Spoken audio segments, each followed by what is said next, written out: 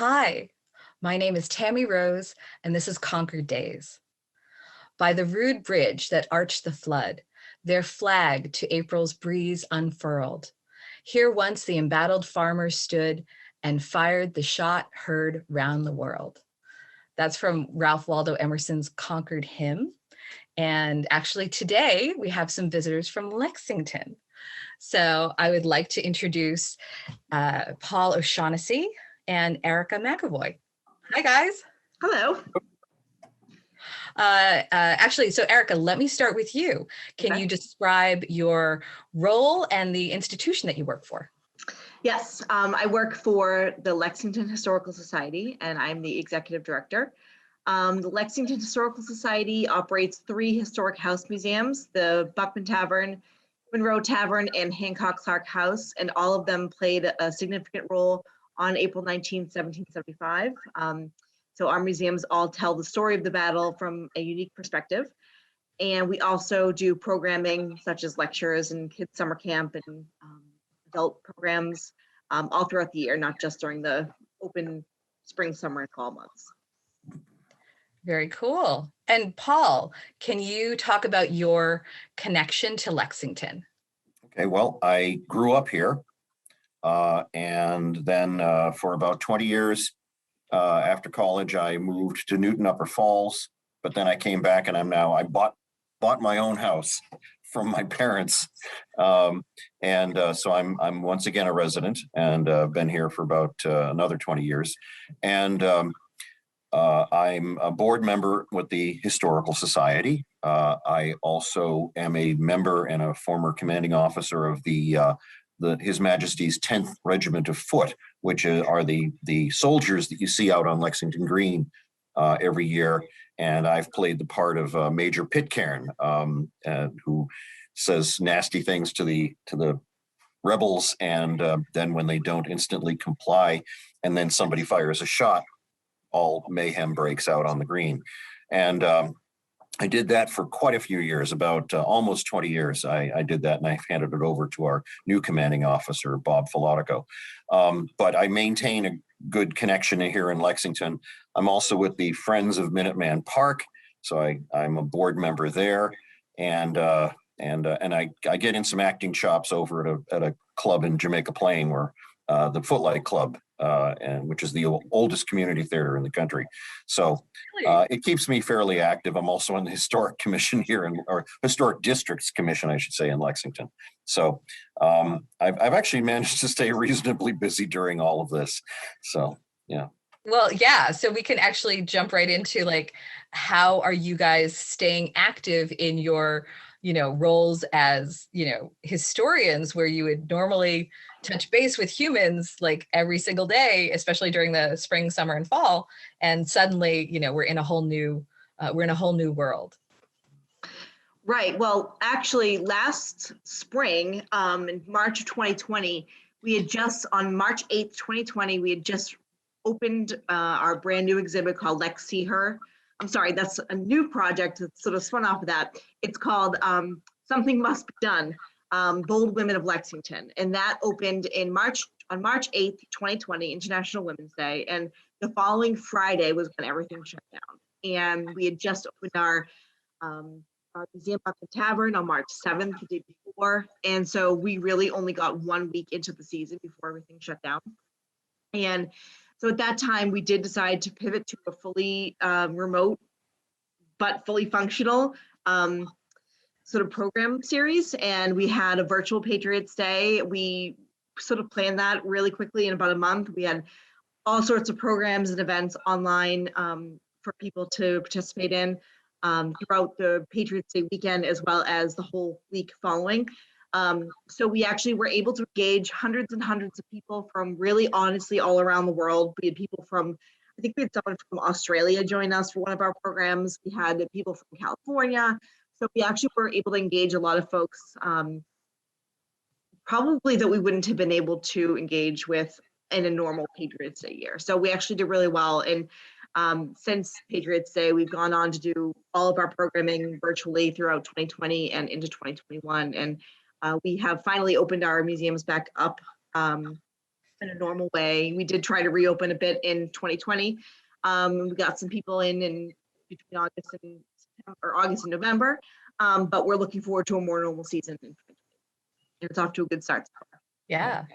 And then wait, so are you still going to continue with all of the virtual programming and sort of keep that? Yeah, because I love the whole idea of, a lot of museums actually jumping online and saying, let's actually expand our audience and let's use this as an opportunity. Right. So we have pretty much all of our events for 2021 are still virtual. We're not sure when we're going to be able to safely have lectures and things like that again, but we are still planning on having just as many programs and events as we normally do in a regular year, but just everything's virtual.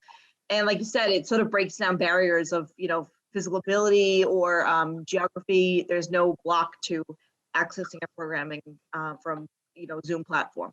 Yeah. All right. Very cool. So on our side, as far as, for example, the reenactments and what the 10th Regiment normally does, that simply has stopped for the moment because everything we do is people together. And of course, the other thing is these uniforms, the men in ranks and the red uniforms are an instant crowd. And so we haven't completely disappeared, but we're very careful about when and under what circumstances any of us appear. For example, I've done some things out in front of Buckman Tavern where we had like how does a musket work, and I'm in my uniform, and it's not crowds, it's just individuals and small family groups coming up and things of that nature. We've also done a number of online things. Several of us have been, of course, we've got all kinds of things on Facebook and places like that. But I personally and several others from the 10th Regiment have been doing videos on various topics for the national park, Minuteman National Park, with Jim Hollister, who was one of the rangers there, as well as Massachusetts Historical Society and the Rev 250 project, which is being headed up by a guy named Jonathan Lane. And in fact, I just did a little like 3 or 4 minute quick thing on how did Lexington Green happen? What actually happened out here? And it's an achievement in 3 minutes, but but it came off pretty well. The other big thing we've been doing is, armies back in the 18th century would sort of go into winter quarters. It was tough to fight in the middle of winter. It happened, but very often that was when they fixed everything, when they, uniforms were refurbished and muskets. So that's what we've been doing. I've got a veritable arsenal in my basement of muskets. I'm the most well-armed person in Lexington, except everything I have is 200, nearly 250 years old. Not really the reproductions, but we've been working on that and posting a lot of that online and showing things. So we've really kept surprisingly busy. I think there was when the pandemic first hit, I think everybody just dropped and we were a bit stunned, and it took us a little while. And my credit to Erica for figuring out what to do about Patriots Day so quickly, because we had like 2 weeks to figure it out. And now we've had a little more time, and you can see that people are starting to recover and come back. But similarly, I don't think this is really going, I know I'm not the only one to realize this, but I think this is not going to go away, this ability to reach out. We have videos now that, people see this in Australia and things like that. So I think, and we actually are continuing to recruit. We actually have people coming in who are planning ahead for the day when enough people are vaccinated and all of that, and we can start doing this sort of thing. We are personally looking at August, September as possible days when an encampment of some sort might begin to be possible. But again, we've all been here before where we thought it was going to end. So, but we're staying busy. It's amazing, but we are. Well, I was going to say, so one of my earliest memories as a kid, and I grew up in Waltham, was of my father waking me up ridiculously early and bringing me to one of the reenactments on Lexington Common. And all I remember was seeing like the tops of the muskets and the smoke from the guns. And it was such a huge crowd that I couldn't actually see what was going on. And but I remember being a part of it and knowing there was a thing, you know, and as a young kid, like you hardly even register what a reenactment is or what history is. Mm-hmm. So could both of you sort of share like your first moments of how you got into the world of history? Ooh. Well, go ahead, Erica. Yeah. Sure. Well, actually, I was a kid when I started liking history, and it's funny because I hear lots of folks tell me that they didn't appreciate history until they were older, until they were an adult, and I hear that all the time. But I actually was the opposite. I really liked history as a kid, and I remember as a high schooler, maybe even before, my dad bringing me to the Lexington reenactment. And I'm not from Lexington. I grew up in Weymouth, which is just south of Boston. But my dad would bring me in. One time we brought a ladder. And I know that that's not allowed anymore, but we brought a ladder to stand on to see it.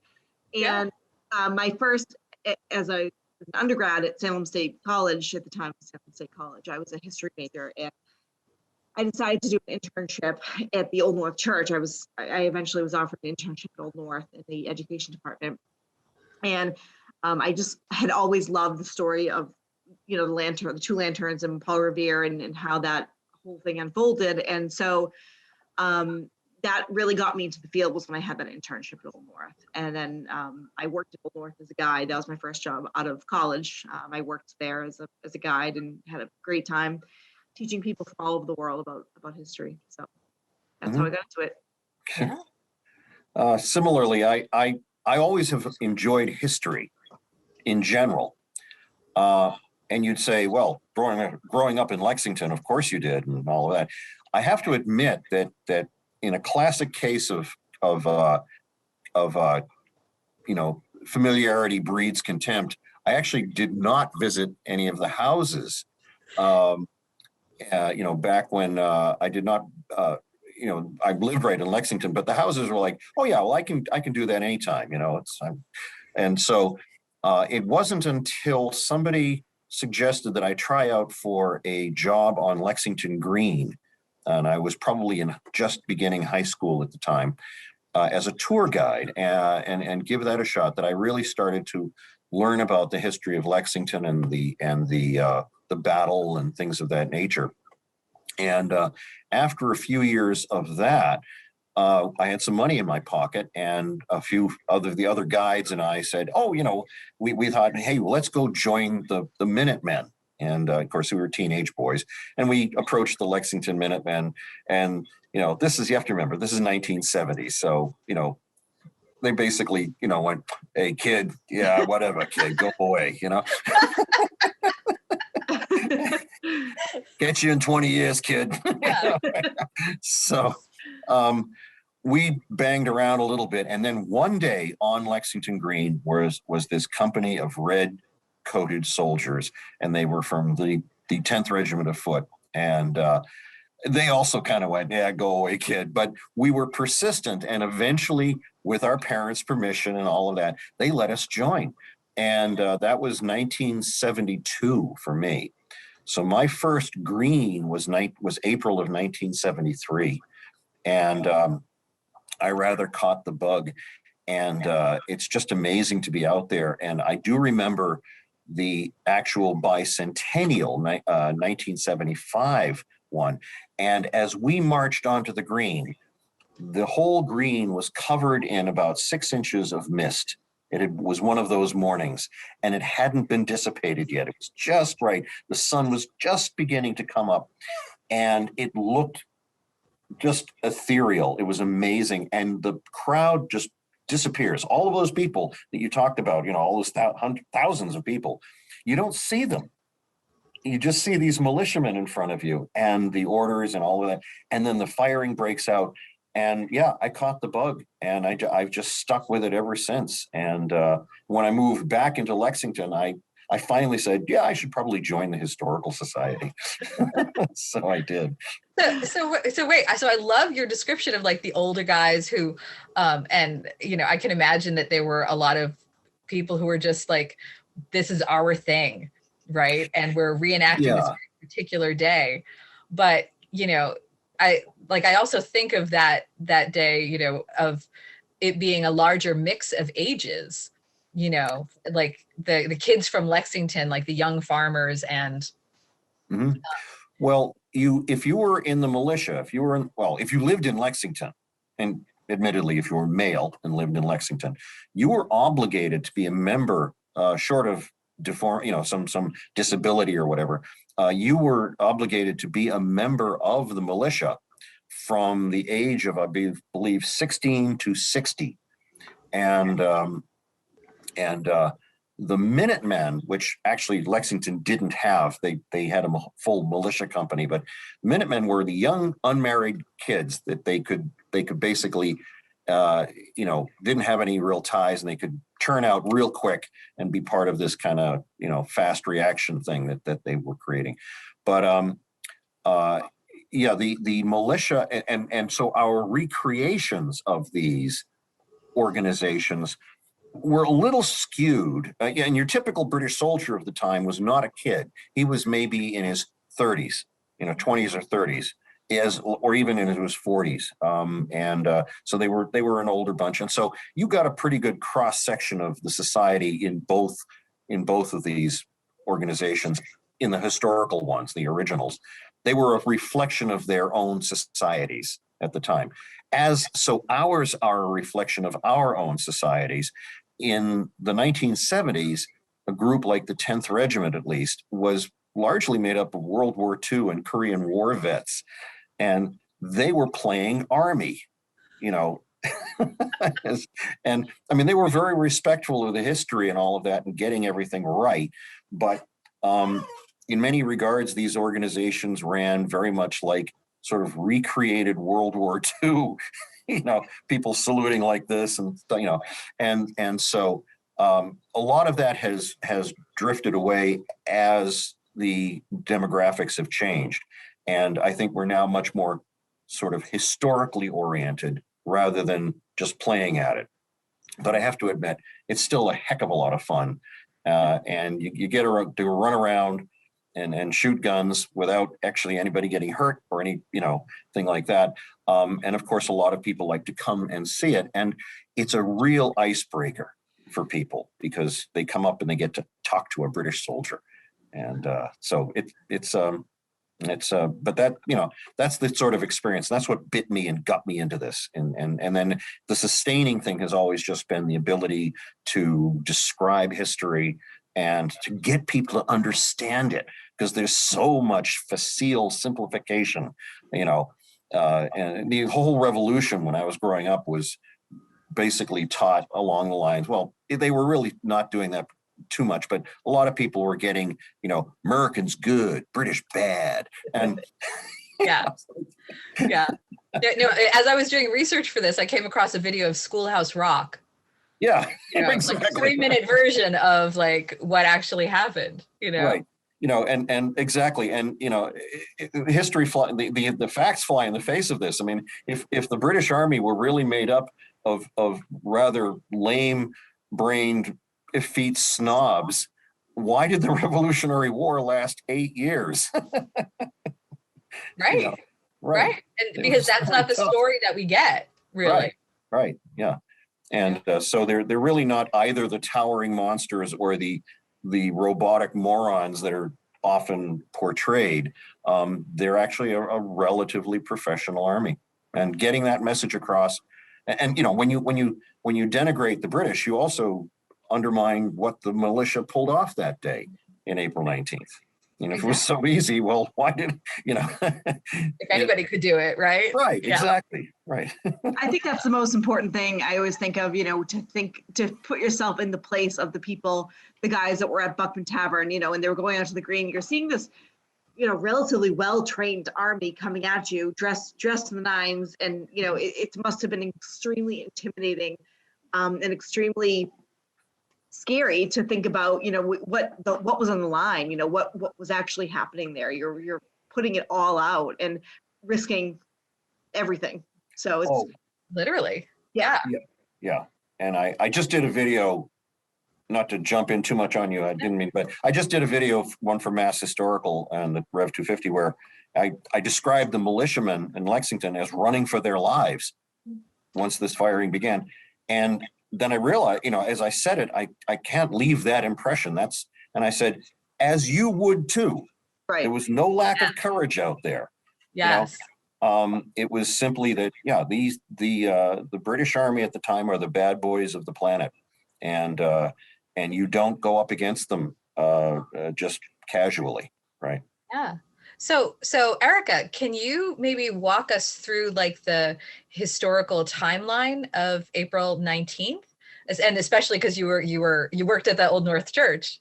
Yes, sure. Right. So yeah, and Paul, I'm going to ask Paul for some help with this because he knows the timeline very well. But I'll give you sort of, maybe Paul, you can take over after the fighting begins, but I can do the lead up to that as best I can. I haven't given this history in a long time, so and it's not a test. Don't worry, we can actually look up the minute by minute version. So I'll talk a bit about Old North Church too, because that was sort of my background and my start in the field. But so leading up to April 18th, 1775, there were troops in the amount of, I think, thousands of troops in Boston. How many, Paul? By that time, about 3,000, I believe. Yeah. So that were in Boston, stationed in Boston, and it was a small city at that point. And very small.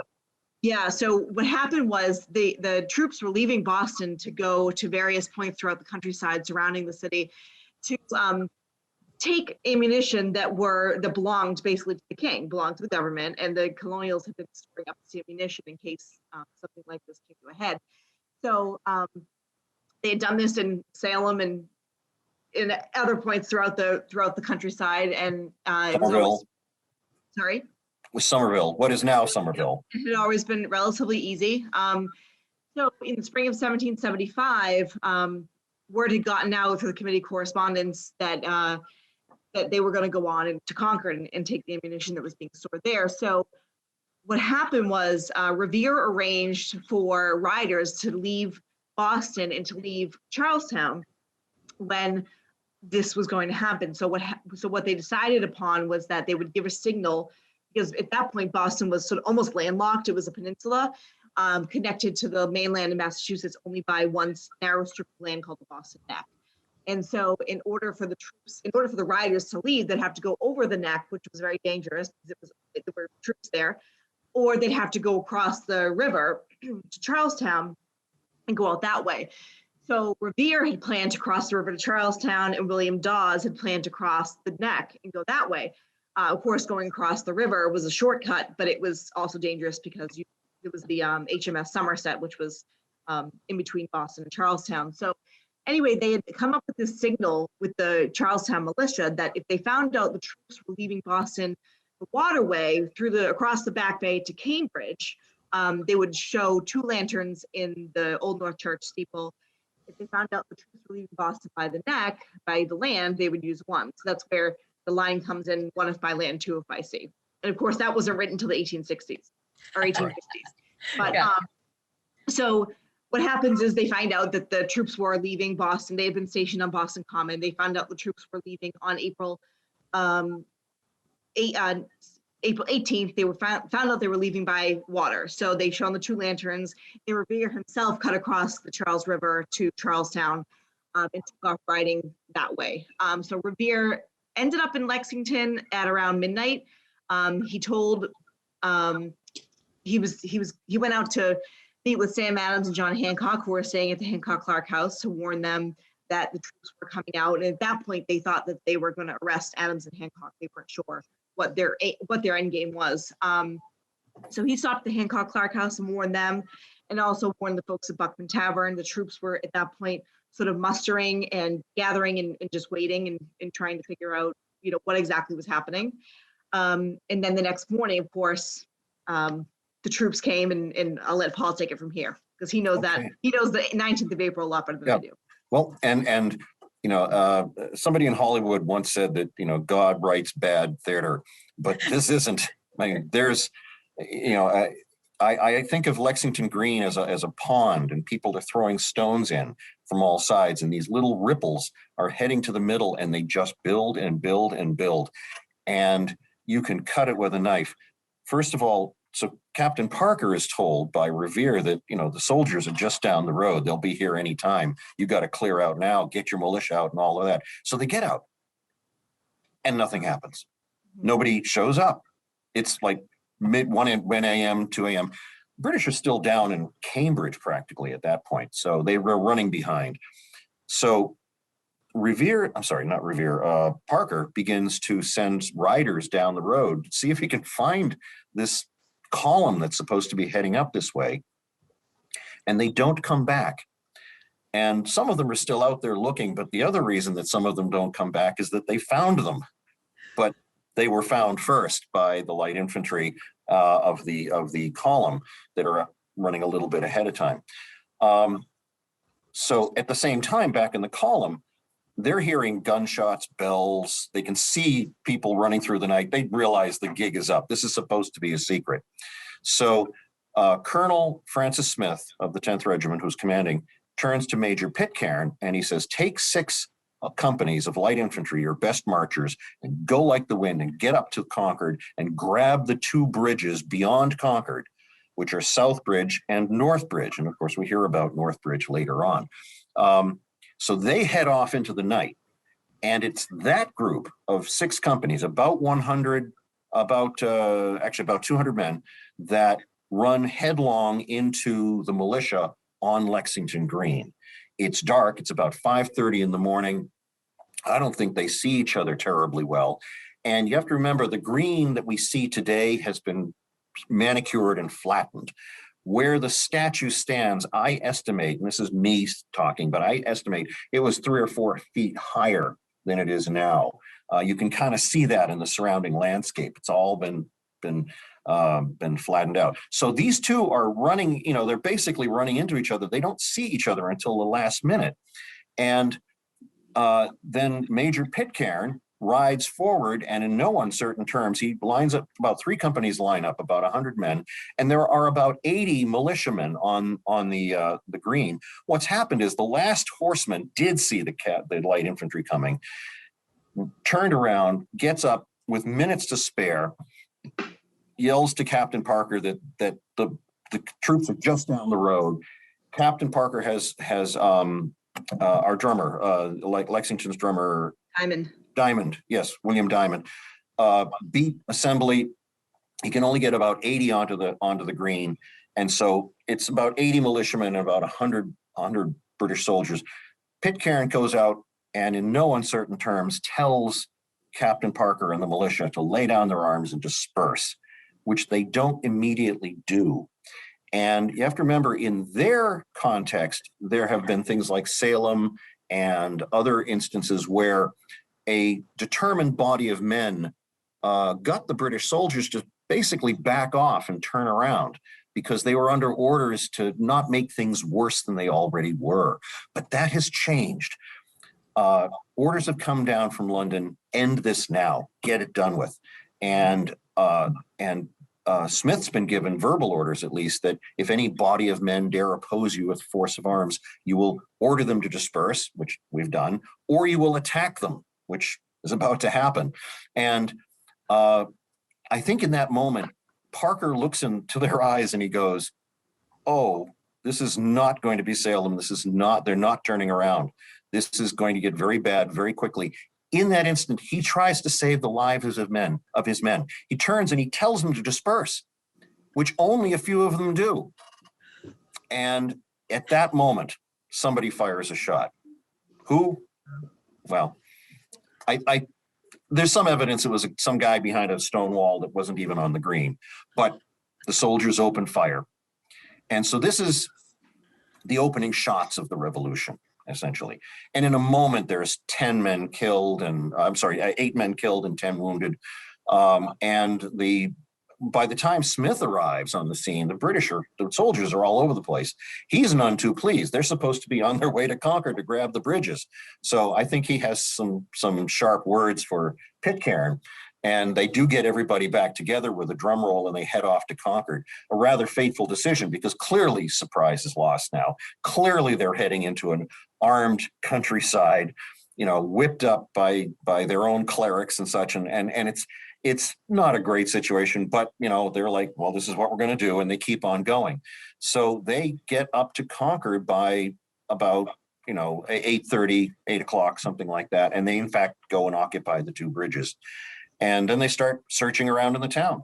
And to kind of compress the rest of the day into a very quick thing here, they also send a contingent out to the Barrett farmhouse, which is about 2 miles west of the bridge of North Bridge, looking for cannon. That's the thing they're really after. And by the way, when they look in Concord, what they were expecting is not a few muskets. We're talking about thousands and thousands of muskets.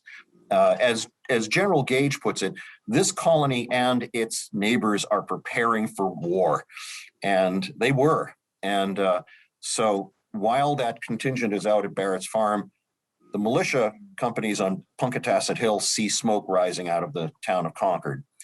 They conclude that the British soldiers are burning the town, and they come howling down off of that hill, and they basically roll over the British companies that are on the bridge, who don't handle this situation very, very well. And several of them are killed. And that, for the benefit of our Concord audience, that is the shot heard round the world as described in the Emerson poem. And so we give up on that point. The first shots are in Lexington. The shot heard around the world, which is where the militia take the initiative and take matters into their own hands, that's at North Bridge in Concord. The rest of the day is basically the British column trying its best to get back down that road, running a gauntlet of thousands upon thousands of militiamen, shooting at them from all sides. And most of the fighting is you drive up and down what was Route 2A, but the bit of Route 2A, and you look out in those fields, that's where most of the fighting was happening, was out on those property lines, those tree lines that you see far from the road. And they get back to Lexington, and it's only there that they are rescued by a column coming from Boston. And then some of the worst fighting of the day is from there all the way down into Cambridge again. So it's an eventful day. It's like 22 hours all told. And these soldiers go nearly 40 miles in one day. I look at them, and I look at the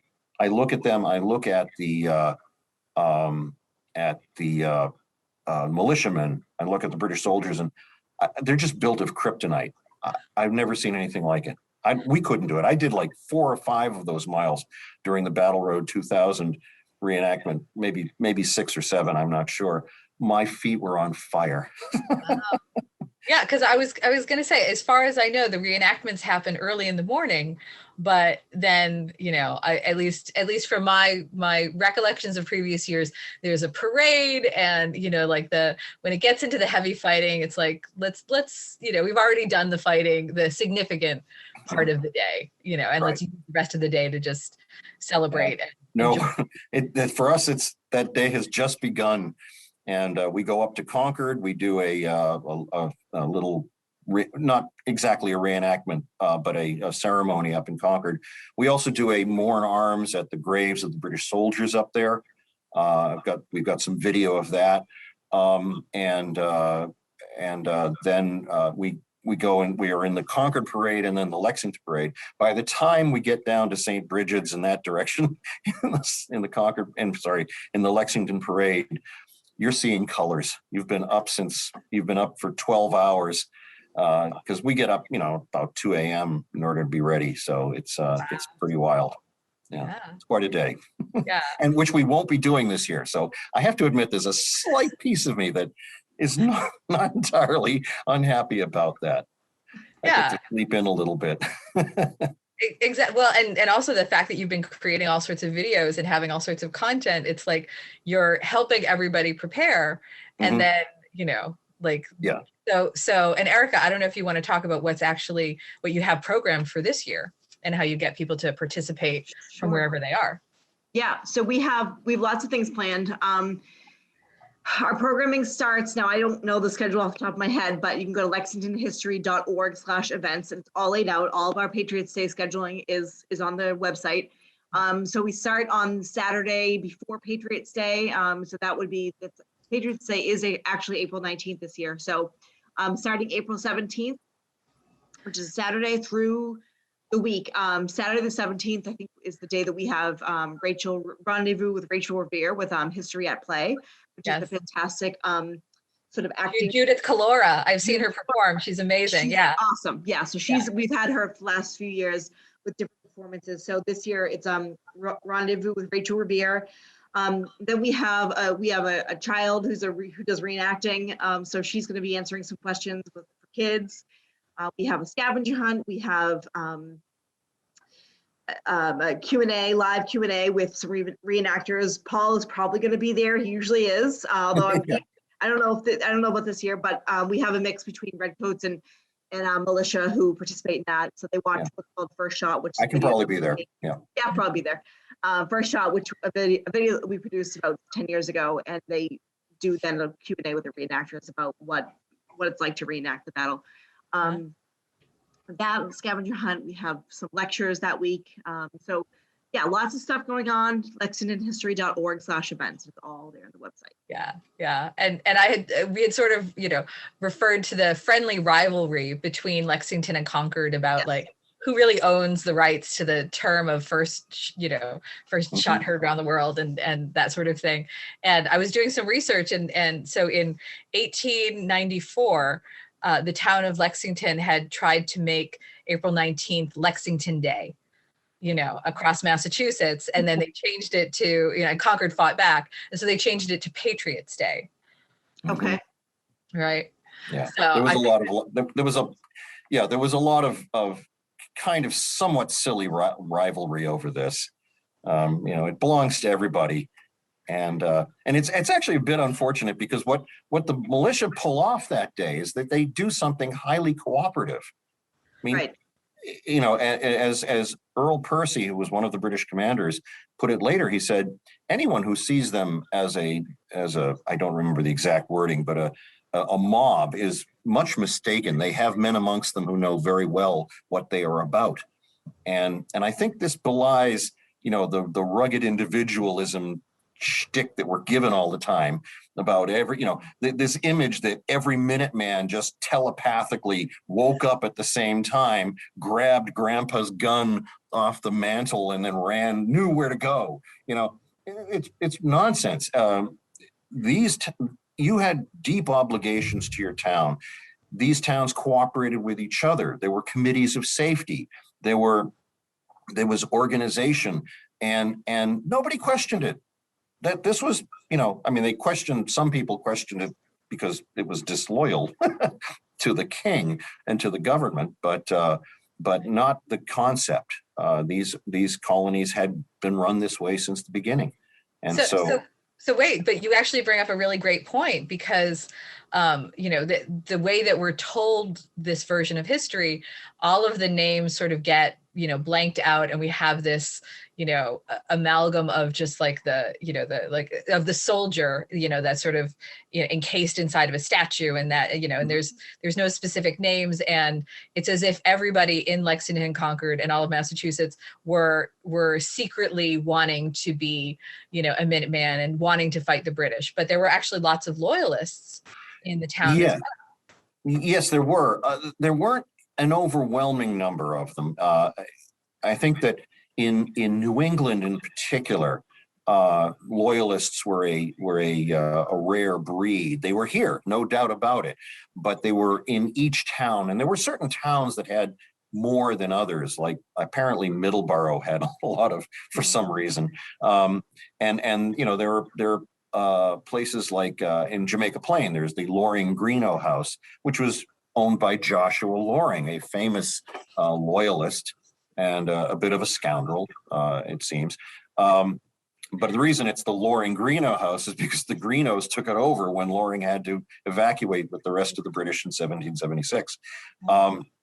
So there are these, but in New England, what you get is even in Lexington, there's a single church, there's a single minister, there's a single opinion in the town that's established, and there's great store put in the unity of these things. They don't actually, there isn't a lot of debate. The selectmen and the and the minister, Jonas Clark, are one on this subject. And we don't have a lot of evidence of any loyalists that popped their heads up too much in Lexington. I think there were people who desperately wanted this to fall short of war. Right. But and even many people who were labeled loyalists were loyal to America, but under a British umbrella. Yeah. And they simply wouldn't cross that Rubicon. But, we don't get, there are not too many people who are just sort of, like, well, whatever the king wants, he gets. So I think that there's a real, I think people don't, you're correct. You've touched on an important point, is that all of this is much more complicated, much more complex, much more nuanced, and much more interesting than it is often portrayed. Exactly. I feel like, especially because we've gone through a very heavily politically divided era very recently, that there's a lot of, it was an opportunity for us to sort of say, all right, so who is strictly on one side or another, and then who sort of just wants peace and who doesn't want to discuss it, and who doesn't want it to become a war, and, just wants to, worry about, the winter in New England, which is scary enough, without having to worry about all the other. Right. And I don't think anyone wanted a war initially. It was even up until a couple of years before, it was still, I think, people were still hopeful that we'd be able to sort this out without going to war. That was everyone's last resort, I think, as it would be today. Yeah. Yeah, things don't really start to auger in until you have the Boston Tea Party, and then the closure and the Massachusetts Acts, and the arrival of a military governor, and the arrival of all of the soldiers. And that's when you really start to see opinion in the countryside change, and these militia companies go over to a revolutionary cause. And the other one is that these militia companies kind of grew up overnight, and they aren't. They are the Massachusetts. What Colonel Smith goes up against on April 19th is the Massachusetts Army, nothing less. Okay, it isn't even Lexington and Concord and Lincoln. It is the Massachusetts Army, and they have these militia companies were formed, the moment they arrived here in the 1620s, and frankly, they've been at war with, of course, the Native Americans, the French, the Spanish, and even each other. We hear of the Green Mountain Boys up in what would become Vermont were formed not to fight the British. They were formed by people in New Hampshire and Massachusetts to make sure that Vermont didn't become a part of New York. So this is why the states that are finally established in the United States are so contentious about their own rights. And what we're talking about is the well-regulated militia that never gets mentioned, in the Second Amendment. They are the militia, the long-established militia of, in this case, New England. And it's all much deeper, much more complex than often it is portrayed. Exactly. All right. So, and before we close, can I just ask you guys one last question? Could you both share something that you are going to miss this year, and then something that you're not going to miss this year? And I think maybe Paul had already started. Sure. So I had a little bit. Yeah. Well, I am probably say the same thing, but I am really going to miss being at Buckman Tavern early and having, all the militia there, all the reenactors there in kit, and there, it really feels like almost like you're there, like you're at Buckman Tavern on April 19th, 1775 at the crack of dawn. I'm not going to miss standing outside in the rain. I remember back in 2018, I think it was, we had torrential downpours, and I remember standing there holding my umbrella and holding my camera so I could take a picture, and my hands were like totally numb by the time I was done. It was freezing. Yeah. And it's so strange. Some days you'll have, freezing cold, rainy weather, and then 2 hours later it'll be 75 and sunny, It's So New you, England. you That's just New never England. know. You never know how it's going to be. All right. All right. Well, mine are easy. I think the thing that I will miss the most is the pancake breakfast at St. Bridget's Yes. right after the battle.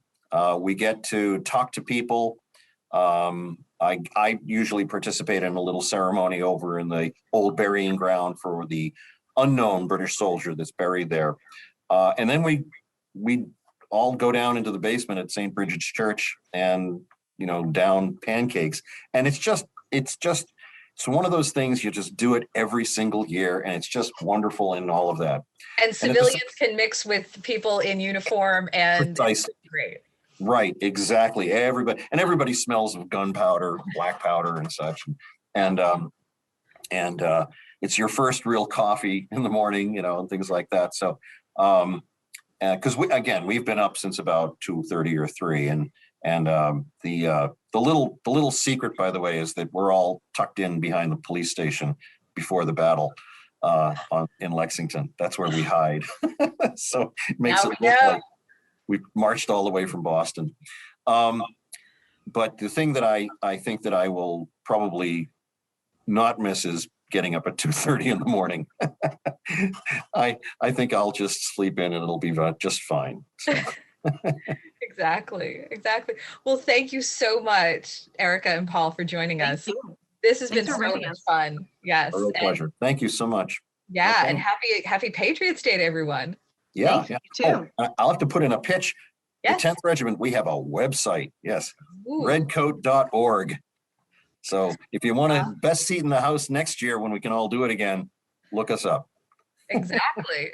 And we're planning to also include all of the links that we've mentioned, and be sure to hit both of you up in case there's anything that we might have missed, or more detailed links that you want to include.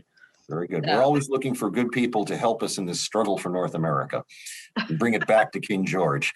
And all of us, especially historians, are always looking to recruit more people who are excited to actually participate. So. Yeah. Not to rattle on, but there's one other event that I'm going to miss terribly. Every year I get to go up to Bedford for the pole capping. This is usually a week or so ahead of Patriots Day. And I get to waggle my finger at them all. And it's great fun. It is absolutely hysterical. And I'm just going to miss that. Describe what the pole capping is and why would somebody put a cap on a pole? Right, yes. Well, and in fact, I've commented on that during my finger waggling. Yeah.